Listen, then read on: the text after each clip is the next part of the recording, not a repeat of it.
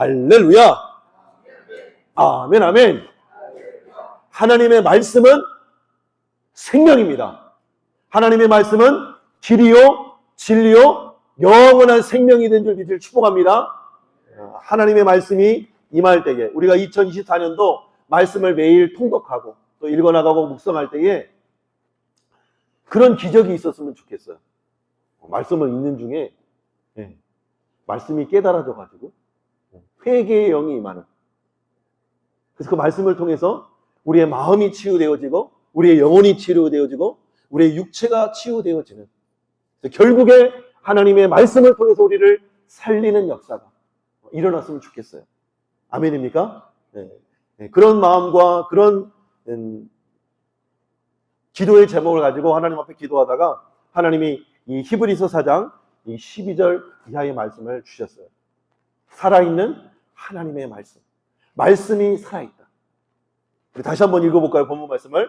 시작. 하나님의 말씀은 살아있고 활력이 있어 좌우의 날선 어떤 검보다도 예리하여 혼과 영과 및 관절과 골수를 찔러 쪼개기까지 하며 또 마음의 생각과 뜻을 판단하나니 지은 것이 하나도 그 앞에 나타나지 않음이 없고 우리의 결산을 받으시기에 눈앞에 만물이 벌거벗은 것 같이 드러나느니라. 아멘. 제가 처음 군대 시절에 이 창세기부터 요한계시록까지 하루에 5시간에서 7시간을 골방에 앉아서 이 원사 30년인가 35년 근속하신 원사, 군악대장도 그 군악 담당관 원사님 방에는 못 들어와요. 우리 군악대장이 중위였거든요. 중위. 그래서 그 군악 담당관 노란 원사 다이아몬드 그 사무실에 못 들어와요. 그러면 제가 그 군악 담당관 청소를 맡아가지고 하나님이 그곳에 들어가면 아무도 못 탔지. 그래서 거기서 찬송가를 틀어놓고 5시간, 7시간씩 처음에는 무슨 뜻인지 무슨 의미인지도 알지도 못한 채 말씀을 읽어 나갔던 것 같아요. 그런데 아브라함이 이삭을 바치던 장면에서 하나님 눈물을 쏟게 하시고 순간순간마다 하나님의 말씀이 인생의 해답이구나, 인생의 답이구나, 그것을 일깨워 주시면서 제 삶의 친구들이 바뀌고 제 삶의 우선순위가 바뀌고 제 삶의 가치관이 바뀌게 되었어요. 제 젊었을 때 꿈이 뭔 줄 알아요? 제 젊었을 때 꿈이 뭔 줄 알아요? 제2의 정주영이 되는 거였어요. 그래서 새벽에도 나가서 일하고 또 밤에도 나가서 일하고 또 12시 넘어서도 일하고 하루에 3잡을 뛰면서 돈 하면서 살았어요. 하나님을 만나고 보니까 그게 전부가 아니구나. 불면 날아가는 것이 이 땅의 육체고 돈이고 명예고 권력이구나. 그런 생각을 했어요. 제가 역대 대통령들을 보면 부럽지가 않아요. 왜? 한 사람도 깜빵에 안 간 사람이 거의 없어. 옳게 죽은 사람이 많지 않아. 존경받는 대통령이 많지 않아. 그러고는 보면 정말 성경의 말씀이 맞구나. 하나님을 내 인생의 왕으로 삼고 주의로 삼는 인생이 하나님이 존귀하게 높여주시고 하나님이 존귀하게 쓰임받다가 그의 죽음 이후에 영원한 생명으로 인도해 주시는. 그래서 원로 목사님 소천하시기 전 가족들을 모아놓고 천국 환상을 다 보고 그 밤 12시간 넘는 시간에 가족들을 불러놓고 한 사람 한 사람 유언을 다 남기고 그렇게 영광스럽게 주님이 나를 기다리신다고, 주님이 나를 기다리심을 보고 있으면, 그죠? 스데반처럼 돌에 맞아도 주님이 나를 환하게 손 벌려 맞아주시면 돌에 맞아도 웃으면서 천국에 갈 수 있지 않겠어요? 그런 영광스러운 기쁨이 저 여러분들에게 회복되기를, 말씀을 통해 회복되기를 지금 축복합니다. 오늘 하나님의 말씀은 살아있다고 그랬어요. 말씀의 제목이 뭐예요? 살아있는 하나님의 말씀. 말씀이 살아있는데 살아있는 말씀을 내가 날마다 읽고 묵상하고 먹는데 우리도 생명이라면 자라나야 되잖아요. 그죠? 자라나고 생명력 있게 우리의 삶이 펼쳐져 가야 되잖아요. 여기 하나님의 말씀은 살아있고 활력이 있다. 활력이 있다는 조금 아쉬워요. 무슨 숙취해소처럼 활력이 있다. 조금 아쉬워요. 근데 개역 한글 이전 버전에서가 더 힘이 있는 것 같아요. 운동력이 있다. 운동력이 있다. 이게 좀 더 강력한 표현인 것 같아요. 파워풀하고 힘이 있고 능력이 있어서 그 말씀이 우리의 삶을 지배하고 다스리고 이끌어가는 힘이 되고 능력이 된다. 이 말씀이 더 힘이 나가는 것 같아요. 그래서 사도 바울은 로마서 1장 이 16절, 17절에서 뭐라고 말합니까? 우리 함께 읽어볼게요. 시작. 내가 이 복음은 모든 믿는 자에게 구원을 주시는 하나님의 무엇이 됩니다? 능력이 됩니다. 먼저는 유대인에게요, 그리고 헬라인에게로다. 모든 이방 민족이나 유대 민족이나 차별이 없는 복음으로 구원의 능력이 된다. 하나님의 능력이 된다고 말씀합니다. 그러므로 복음에는 하나님의 그 의가 나타나서 믿음으로 믿음에 이르게 하나니 기록된다. 오직 의는 믿음으로 말미암아 살리라 함과 같습니다.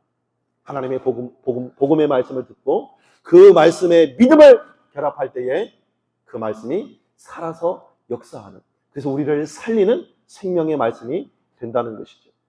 그래서 여기 구원을 주시는 하나님의 능력이 됩니다. 이 능력이 헬라어로 두나미스입니다. 두나미스. 이 두나미스의 원을 찾아가면 다이나마이트가 파송됐습니다. 다이나마이트. 다이나마이트가 뭐예요? 폭탄. 네, 폭탄. 어우, 효노가 다이나마이트 안 해요? 다이나마이트 봤어요? 다이나마이트 뻥 터지는 거 봤어요? TV에서 봤어요? 나는 예수 믿는 것을 부끄러워하지 않는다. 나는 교회 다니는 것을 부끄러워하지 않는다. 내가 믿는 복음, 이 하나님의 말씀은 부끄러운 것이 아니다. 이 복음을 믿는 모든 자에게 구원을 주시는 두나미스, 능력이 된다. 다이너마이트가 폭발하는 것처럼 엄청난 힘과 능력과 에너지와 영향력이 이 복음의 말씀에 있다라고 사도 바울은 담대하게 외치는 거예요.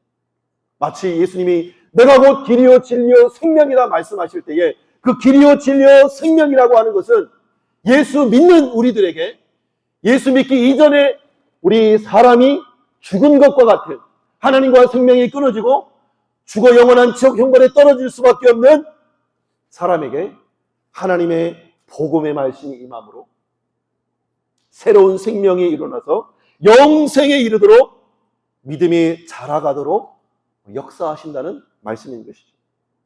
그래서 제가 옛날에 불렀던 이 복음선가에 생각이 났어요. 이 복음의 말씀을, 복음은 능력이다, 생명이다, 잘한다, 열매 맺는다, 이걸 묵상하다가 찬양이 하나가 들어요. 여러분 생각나세요?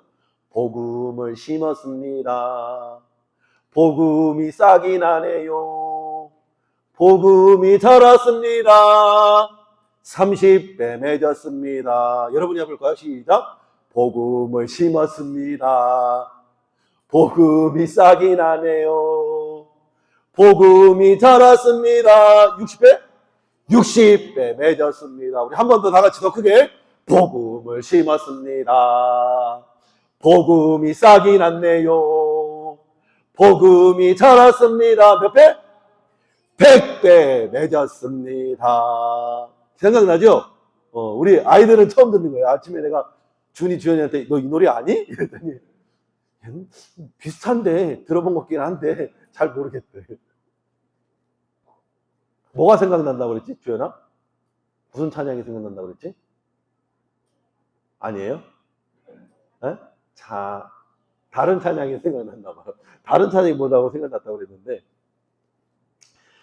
이처럼 복음의 말씀에는 생명력이 있어서 심기만 하면, 심기우기만 하면, 읽혀지기만 하면 하나님의 말씀에 생명력이 있어서 그 하나님의 복음이 한 10년 후에 심겨져서 썩어져서 내가 죽고 내 안에 그리스도가 사는 능력으로 말미암아 싹이 나고 줄기가 나고 잎이 나고 열매 맺는 인생이 되어지더라는 것입니다. 그래서 이 썩는 과정을 묵상하는데, 썩는 과정은 말씀을 붙들고 씨름하는 거예요. 때로 실패하고 넘어지기도 하고 다시 회개하고 돌이켜 일으켜나서 다시 말씀 앞에 순종하기로 결단합니다. 그래서 말씀은 날마다 먹고 날마다 묵상해야 되는 이유가 여기 있는 것 같아요. 한 번 먹고 덮어놓고 일주일 살아가는 것이 아니라, 한 번 예배 때 말씀 들었다고 덮어놓고 사는 것이 아니라 이 말씀을 곱씹고 월요일에도 화요일에도 수요일에도 목요일에도 날마다 묵상하고 곱씹고 묵상할 때 그 말씀대로 살아내려고 하는 몸부림과 씨름이 바로 썩는 과정이 아닐까라는 생각이 들었어요. 내가 썩어지고 죽어질 때 내 안에 그리스도가 사는, 그래서 나를 통해서 그리스도가 나타나고 드러나는 삶의 영향력이 미쳐질 줄로 믿습니다. 우리 옆 사람 한번 봐볼까요? 어떻게 예수님 닮았나요? 당신을 한번 인사할게요. 당신을 보니 예수님이 보입니다. 예수님이 보입니다. 정말로 보이나요? 좀 부끄러워하시는 것 같아. 내가 감히 예수님을 우리 모두 그런 마음이겠죠. 그러나 우리의 지향점은 예수님을 닮아가는, 예수님 그리스도에게까지 자라가는 것이 우리의 목표인 줄로 믿습니다. 이처럼 하나님의 말씀은 살았고 운동력이 있어 우리를 살리는 능력의 말씀이 된다고 말씀합니다. 그런데 오늘 이 본문 말씀, 이 좌우의 날선 검이라고 하는 단어의 의미를 살펴보면 두 가지 의미를 담고 있어요. 좌우의 날선 검, 이 디스토모스라고 하는 단어는 두 개의 날을 가진 다는 의미도 있고, 두 개로 갈라져 찢어졌다라는 의미도 담고 있고, 또 양쪽으로 날이 섰다라는 의미를 담고 있습니다. 근데 이 말씀에 주석이 하나가 달려 있는데 이 말씀이 바로 계시록 1장 16절의 말씀이에요. 주님께서 마지막 심판날에 재림주로 심판주로 오실 예수님을 반모섬에 있는 이 사도 요한에게 환상 중에 보여주시면서 인자의 모습, 심판주로 오실 예수님의 모습을 설명하면서 이 말씀을 기록하고 있는 거예요. 16절도 읽어볼까요? 시작. 그의 오른손에 날선 검이 나오고 그 얼굴은 해가 힘있게 비치는 것 같더라. 아멘. 인자의 모습이 어때요? 오른손에 7별이 있고 그의 입에 좌우의 날선 검이 나온대요.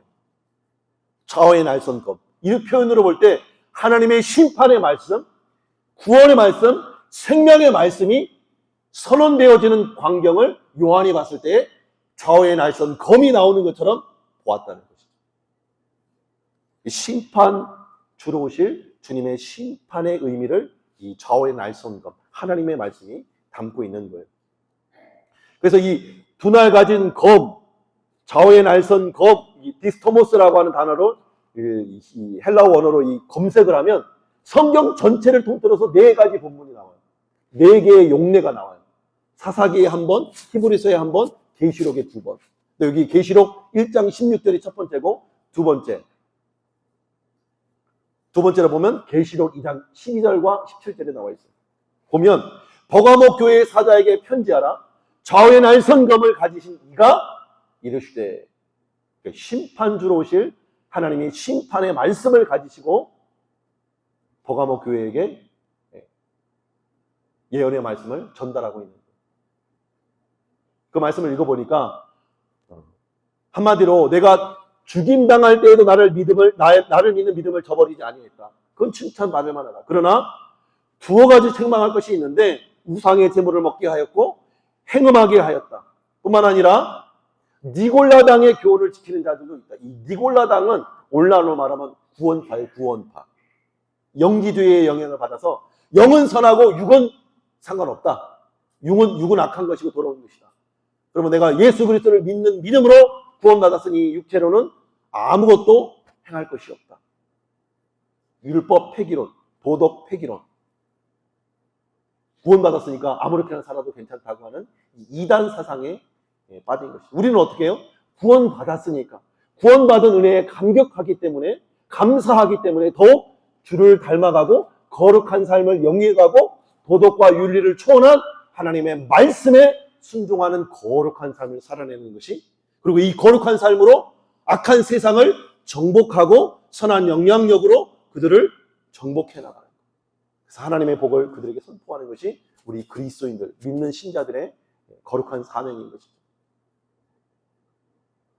그래서 그 2가지를 책망하면서 그러므로 회개하라. 16절을 같이 읽어볼게요. 시작. 그러므로 회개하라. 그리하지 아니하면 내가 내게 속해 가서 내 입의 검으로 그들과 함께 싸우리라. 심판의 말씀, 말씀의 검으로 심판 주로 오실 주님께서 그들을 말씀으로 심판하시겠다는 거예요. 그러나 이기는 그에게는 내가 감추었던 만나를 주고 영원히 배고프지 않고 영원히 죽지 않는 생명의 만나를 주고 흰 돌을 줄 터인데 그 돌 위에 새 이름을 기록한 것이 있나니 받는 자밖에는 그 이름을 알 사람이 없습니다. 누구예요? 예수 그리스도. 예수 그리스도의 생명의 이름을 한 사람 한 사람에게 인을 치듯이 하나님의 백성이라고 주신다는 거예요. 또 한 가지, 이거는 이 계시록의 말씀은 영적인 의미에서 심판, 종국의 하나님이 심판하신다라는 메시지로 들을 수 있습니다. 근데 이 실제적으로 구약에는 육체를 죽이는 육신적인 보복으로서의 여호와의 날선 검을 또 표현하고 있어요. 그게 이 사사기 3장 12절에서 23절이에요. 여기 보면 이스라엘 자손이 또 여호와의 목전에 악을 행하니라. 이스라엘 자손이 여호와의 목전에 악을 행함으로 여호와께서 모압 왕 에글론 이방 왕을 들어서 강성하게 해주시고 그 강성한 왕들을 통해서 이스라엘을 대적하고 자기 백성을 치는 거예요. 인생 채찍으로 이방 왕들을 이방 나라들을 사용하시는 거예요. 그래서 에글론이 암몬 왕과 아벨 자손을 모아가지고 이스라엘을 칩니다. 그래서 18년 동안 조공을 바치면서 이스라엘 백성이 암몬과 아말렉 자손을 섬기게 되는 거예요. 그때 힘드니까, 그들의 핍박이 심하니까, 조공 바치는 게 힘드니까 이스라엘 자손이 여호와 앞에 부르짖습니다. 그런데 한 구원자를 보내주시는데 그게 누구예요? 에훗이라는 사사, 왼손잡이 에훗이라는 사사를 보내주셔서 에글론 왕에게 공물을 바치러 갈 때에 에훗이 길이가 한 규빗 되는 좌우에 날선 칼을 이 허벅지 속에 차고 가서 왕을 죽이는 장면이 나옵니다. 그 죽이는 칼이 이 좌우에 날선 검으로 표현이 되어 있습니다. 그래서 22절, 20절, 21절을 보면 에훗이 그에게로 들어가 왕 서늘한 다락방에 홀로 앉아있는 중이라. 에훗이 이르되 내가 하나님의 명령을 받들어 왕에게 아랠 일이 있나이다 하며 왕이 그의 좌석에 일어나니 에훗이 왼손을 뻗쳐 그의 오른쪽 허벅지 위에 칼을 떼어 왕에게 몸을 찌르는. 이 이후의 말씀은 너무 잔인해서 더 이상 이 신년새의 벽두에 읽을 수 없을 정도로. 저는 육체를 죽이는 하나님의 심판으로서 이 좌우의 날선검이 성경의 용례로 사용되겠다. 우리 영적인 심판, 육적인 심판을 다루고 있는 거죠. 오늘 우리가 말씀 본문에도 우리의 혼과 영과, 이거는 영적인 부분을 말하는 거죠. 또 관절과 골수, 이거는 육체를 의미합니다.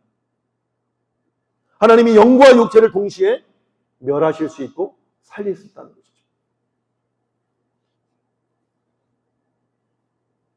이거는 이 구약 성경, 아니 신구약 성경 전체를 지배하고 있는 하나님의 일관된 메시지예요. 하나님을 왕으로 인정하고 그분을 예배하고 그분을 섬기는, 그분의 말씀에 순종하는 하나님이 살리는 말씀으로 임하실 것이고, 반대로 하나님을 거부하고 대적하고 예비하지 않는 자들을 반드시 심판하시고 때로 보수하시고 복수하신다는 표현으로 성경이 기록하고 있는 것을 볼 수 있습니다.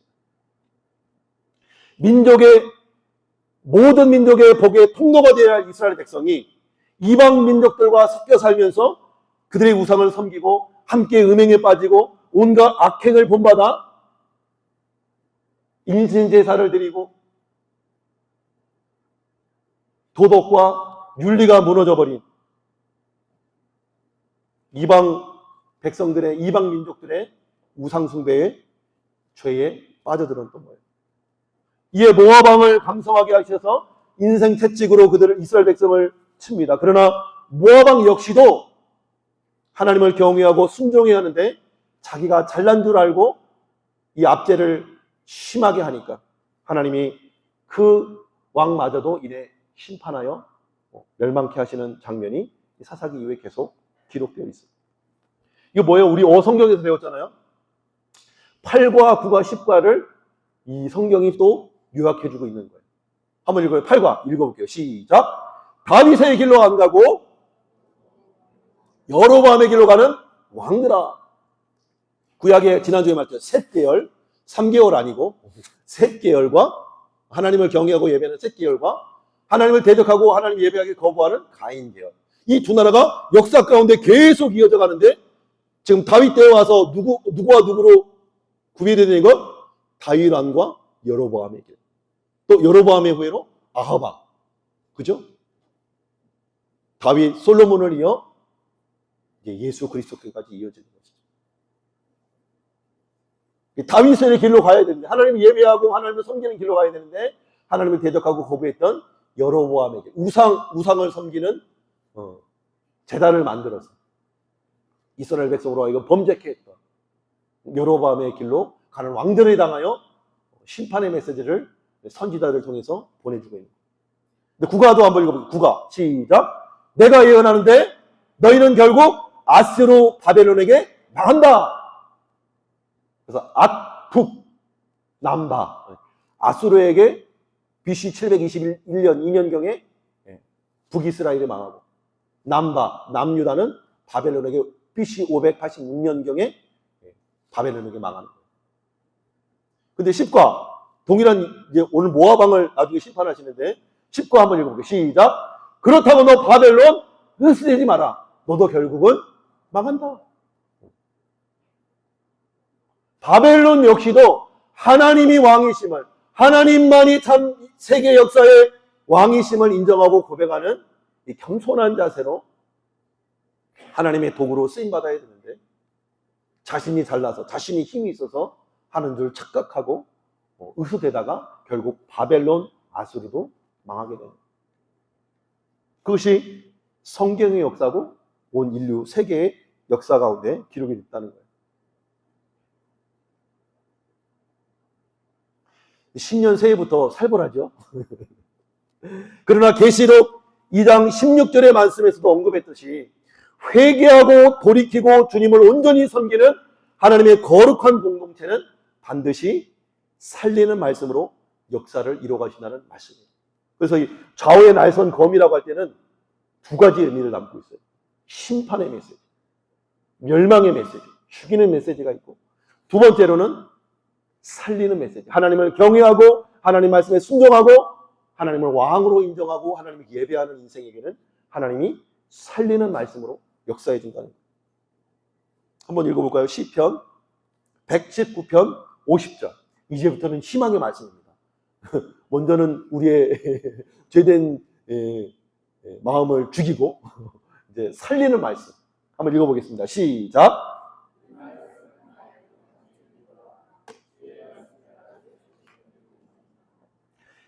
하나님의 말씀이 나의 고난 중에 위로가 되었대요. 뿐만 아니라 그 말씀이 나를 사망과 위경에서 죽음 가운데서 건져내시고 살리셨다고 고백하는 거예요. 시편 전체가 그렇잖아요. 다윗의 시들을 보면 내가 사망의 음침한 골짜기로 다닐지라도 해를 두려워하지 않을 것은 주께서 나와 함께 하십니다. 주의 말씀은 내 발의 등이요 내 길의 빛입니다. 다윗의 일생을 보면 골리앗 하나 물리친 게 죄가 돼가지고, 그죠? 하나님이 수욕당하고 하나님 욕보이는 당하는 이 억울한 상황을 참지 못해서 의분이 일어나 만군의 여호와 이름으로 나가서 맷돌 하나로 골리앗을 물리친 게 전부인데,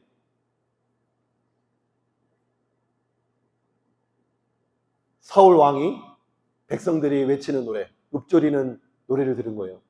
사울은 천천히요 다윗은 만만이로다.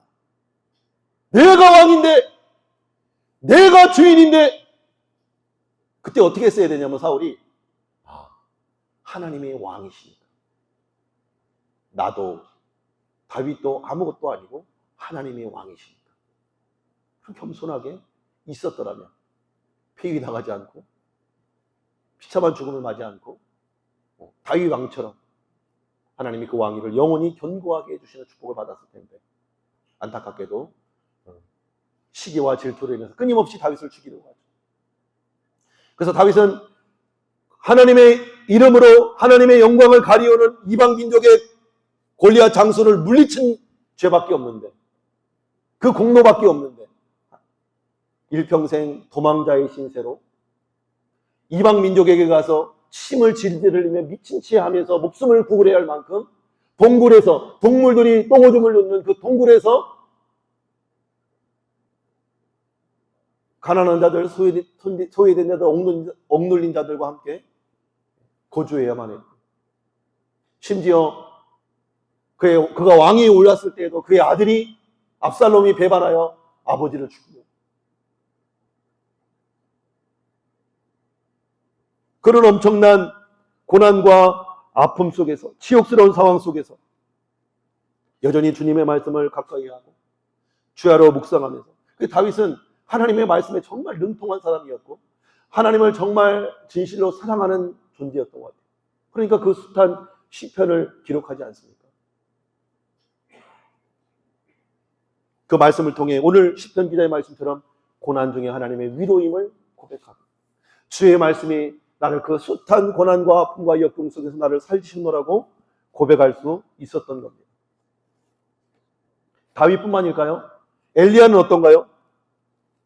바알과 아세라를 섬기는 제사장들과 850대 1로 싸워서 승리를 거두지만 여전히 아합왕과 이세벨이 살기 등등하여 엘리야를 죽이려고 군사들을 보낼 때에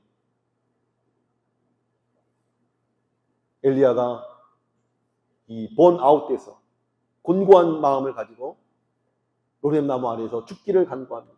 그때 하나님이 까마귀를 보내서 먹을 것을 공급해 주시고, 그리고 재우시고, 또 먹을 것을 주시고, 또 재우시고, 그러니 하나님이 말씀을 보내사 그를 사명자로 다시금 일으켜 세우시는 것을 볼 수 있죠. 누가복음 22장에 보면 베드로도 마찬가지예요. 한번 읽어볼까요? 누가복음 60절, 61절 시작. 베드로가 이르되 나는 내가 하는 말을 알지 못하노라. 아직 말하고 있을 때에 닭이 곧 울더라. 주께서 돌이켜 베드로를 보시니 베드로가 주의 말씀 곧 닭이 울기 전 내가 3번 나를 부인하라는 하심이 생각나서 밖에 나가서 심히 통곡하니, 주변에 있던 예수님을 잡아 죽이려고 했던 이 주변의 사람들이 베드로, 너도 예수님과 함께 있지 않냐? 너도 같은 도당이지 않냐? 나는 네가 하는 말 알지 못한다. 3번째 말하고 있을 때 닭이 우는 거예요. 닭이 울어서 베드로가 운 게 아니고, 여기 누가복음에서 너무 정확하게 말하고 있어요. 주께서 돌이켜 베드로를 보시니, 이 눈과 눈이 마주친 거예요. 눈과 눈이 딱 마주치니까 그 눈빛도 생각해봤어요. 예수님이 너 나를 어떻게 배신해? 그런 눈빛이었을까요? 내가 너를 안다. 내가 너를 긍휼히 불쌍해. 그러나 이제 이후로 성령이 임하면 나를 위해 네가 목숨을 바칠 거예요. 그 눈빛이었을까요? 베드로의 미래까지 내다보시고 그 시선으로 베드로를 바라봤을 것 같아요. 그 눈과 예수님과 눈과 눈이 마주치자 무엇이 생각났대요? 주의 말씀이 생각났대요. 오늘 닭이 울기 전 내가 3번 나를 부인하리라 하신 주님의 말씀이 생각나서 그로 하여금 통곡하게 하고 회개하게 하고 돌이키게 해서 그를 살리는 사명자로 돌이키게 하는 능력의 말씀이 되었다는 거예요. 이 말씀이 저와 여러분의 말씀 되기를 주님의 축복합니다. 저의 말씀 되기를 주님의 축복합니다. 다윗의 아들 솔로몬 역시도 마찬가지예요. 주께서 주의 종 내 아버지 다윗에게 하신 말씀을 지키사 주 입으로 하신 것을 손으로 이루심이 오늘과 같으니이다. 다윗이 하나님을 위해서 예루살렘 성전을 다윗이 준비한 예물을 가지고 성전을 건축하고, 그리고 자신의 왕궁마저 짓고 성전에 쓸 기물들을 다 만든 후에 하나님 앞에 기도하는 거예요. 봉헌하기 전에. 하늘 위에 하늘이라도 주를 용납지 못하겠거든 하물며 이 전이 오리니까. 그러나 이 전에서 우리가 기도할 때 하나님 내 기도를 들어주시고 고난 가운데 울부짖을 때 하나님 응답하여 주옵소서. 그렇게 하나님 앞에 기도하고 있는 장면의 내용 중 한 대목이 이거예요. 주께서 주의 종 내 아버지 다윗에게 하신 말씀을 지키사 주의 입으로 하신 것을 손으로 이루심이 오늘과 같으니이다. 내가 이룬 것 아니고 내 아버지 다윗 왕이 이룬 것 아니고 하나님이 말씀하시고 말씀하신 것을 우리 아버지와 나의 삶 가운데 이루셨습니다. 라고 고백하는 거예요. 마치 우리 패스웨이 교회를 아무것도 가진 것이 없는 우리 가정에게 이 창세기 12장 2절 말씀 하나 주고 너는 복이 될 거야. 축복의 통로가 될 거야. 이 강당을 허락해 주시고 한 영혼 보내주셨어요. 돌이켜보면 우리 한 영혼을 바라보면 정말 은혜가 넘치는 것 같아요. 그렇지 않아요? 나랑 2달만 예배자고 그랬는데 어느덧 예배자가 되고 봉사자가 되고 하나님을 섬기는 자가 되고 5년 방학했다가 하나님이 또 회복하셔서 예배하게 하시고 깨어졌던 부모, 깨어졌던 형제, 깨어졌던 자매, 깨어졌던 남매들이 회복되어져서 3대가 같이 예배드려요. 그죠? 우리 한 사람 한 사람을 보면 참 신기하리만큼 하나님이 우리에게 말씀을 주시고 회복시키시고 구원하시는 경험들을 하게 되었습니다. 한 번도 신앙에 관심이 없던 자녀들 초청 잔치 때라도 한 번, 2번, 3번, 4번 방문이라도 한 게 어디예요? 그죠? 이 교회가 아니었다면 그 한 번만이라도 주님의 땅에 발 디딜 수 있는 기회가 있었을까요? 그죠? 그 한 번의 방문이 그 마음과 심령에 뿌려진 씨앗이 그의 고난과 어려움과 환난과 인간의 힘으로 어쩔 수 없는 상황 속에서 하나님이 말씀이 생각나게 하셔서 하나님께 나아가 하나님을 예배하는 그런 믿음의 자리로 이끌어 주시는 은혜가 있다면 그때가 언제인지는 알지 못하지만 우리는 믿고 달려나가는 것이죠. 시편 기자의 고백처럼 주의 말씀은 내 발의 등이요 내 길의 빛입니다. 이 고백을 저 역시도 드릴 수밖에 없는 것이죠. 하나님이 말씀으로 여기까지 인도해 주시고 말씀으로 우리의 삶에 빛을 비춰주시고 우리 교회가 나아갈 길과 방향과 빛을 보여주시는 것이죠. 하나님을 왕 삼고 그 말씀 앞에 철저하게 순종하고 복종해야 됩니다.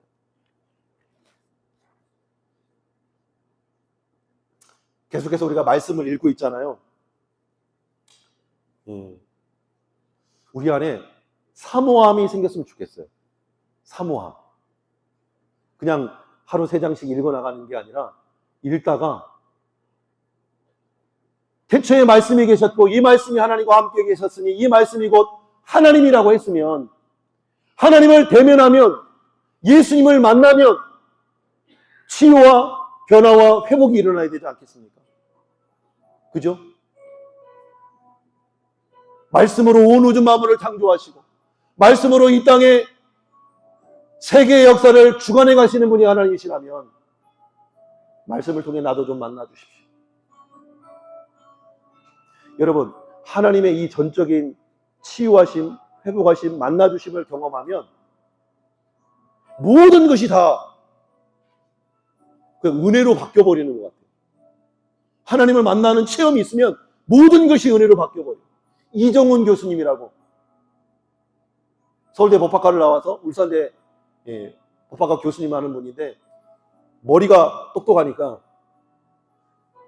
우리 기독교를 박해하는 모든 법안을 정치인들에게 제공했던 분이 그분이었어요. 그래서 항상 CBS 기독교 방송을 틀어놓고 비판거리를 찾는 거예요.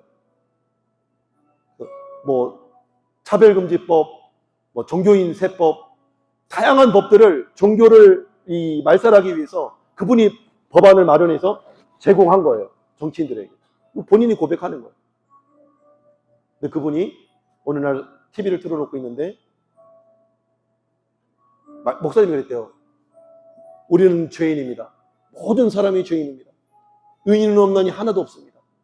모든 사람이 범죄하여 하나님의 영광 이룰 수 없습니다. 그래서 이정 교수님이 그랬대요. 그래, 너희들 다 죄인이야.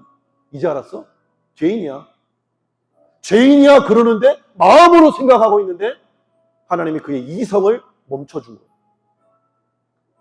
그래서 그냥 그대로 쓰러져가지고 그리고 뭐 아프고 이게 뭐가 이게 뭐 뇌출혈로 쓰러진 게 아니고 그냥 이성이 멈춰서 멍하니 생각을 할 수 있는 사고할 수 있는 능력을 잃어버렸다고 그분이 표현해요. 나중에 뭐 입신이 들어간 게 아니고 하나님이 자기가 우상시하는 그것으로 핍박하는 나를 핍박하는 그 이종 교수를 만나 주신 거예요. 딱 멎어버리니까 어찌할 바를 모르고 그 순간 자기가 죄인임을 인정하고, 아, 신이 계시는구나. 내가 핍박하는 예수님이 계시는구나. 지금은 그 정치인들, 자기가 제공했던 정치인들 반대편에 서서 기독교 세계관을 가르치고 복음을 전하는 21세기 사도 바울로 위협을 막 당한대요, 정치인들한테. 그렇게 복음을 전하는 사도로서 쓰임받고 있는 그런 체험이 있으면, 우리가 이제 말씀 하는데 이론이 아니라 하나님의 말씀은 말에 있지 않고 능력이 있다고 했는데, 이 능력을 좀 경험했으면 좋겠다 그러면 소원이 생겼어요. 여러분, 말씀에 있는 중에 육체의 질병이 치료되길 소망합니다. 밤잠 이루도록 아침만 일어나면 등짝이 아팠다면 말씀을 읽는 중에 치료받기를 원합니다. 두려움 때문에 불도 끄지 못하고 엄마 옆을 떨어지지 못했다면 두려움이 사라지고 하나님이 나와 함께 하심이 용기가 되고 힘이 되기를 소망합니다. 빚 때문에, 경제적인 문제 때문에, 질병의 문제 때문에 고난이 있다면 말씀을 읽는 중에 최복순 집사님처럼, 조혜련 집사님 엄마처럼 오줌줄을 차고 있다고 오줌줄을 떼는 역사가 있기를 축복합니다. 암병이 떠나기를 원하고 주처 문제, 술, 담배 끊어지는 역사가 있기를 소망합니다. 하나님이면 가능합니다. 말씀이면 가능합니다. 하나님의 말씀은 살았고 운동력이 있어 좌우의 날선검보다 예리해요. 우리의 영과 혼과 비 관절과 골수를 찔러 쪼개고도 남음이 있는 생명의 말씀이라고 우리에게 분명히 말씀합니다. 그 앞에 드러나지 않을 것이 없어요. 우리의 죄악, 허물, 하나님을 거부하거나 왕삼지 못하는 것은 하나님 반드시 심판으로, 그러나 하나님을 왕삼고 그 하나님 앞에 나의 연약함을 내려놓고 하나님 도와주옵소서. 끊어야 할 걸 끊어버리고 멀리할 걸 멀리하고 하나님의 말씀을 가까이 할 때에 하나님이 분명 살려주시는 역사, 회복해 하시는 역사가 있을 줄로 믿습니다. 이 하나님이 저와 여러분의 하나님 되기를 주님을 축복합니다. 우리 찬양 하나 하고 기도하겠습니다.